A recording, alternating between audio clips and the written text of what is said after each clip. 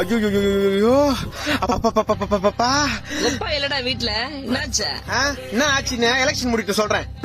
மூஞ்ச பாரு, நானே வெயில்ல வெந்து போய் வந்துக்கிறேன். ஊத்துற தண்ணி.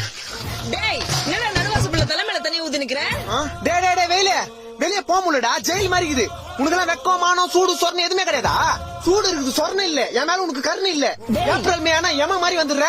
உன்னால மண்டை காயுது, மூஞ்சி தீயுது, அங்கங்க கருப்பாய் உடம்பு ஃபுல்லா நெருப்பு மாதிரி இருந்துச்சு, வெறுப்பாகுதுமே. நீ மட்டும் கொஞ்சம் கிட்ட வந்தா தண்ணி ஊத்தி அனுப்பிச்சிருண்டா.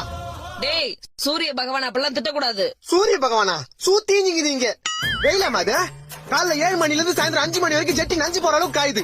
அதான் உடம்பு மேல தண்ணி ஊத்திக்கணும்ல, சில்லுன்னு இருக்கும் உள்ளவா. இன்னும் எத்தனை நாளைக்கு இந்த மாதிரி? டேய் வெயில் காலம் வந்தா அப்படிதான் இருக்கும். அதுக்கு என்ன பண்ண சொல்ற? 30,000 கூட கொடைக்கானல் போய் ஒரு 3 மாசம் இருந்து வரேன். எது 30,000?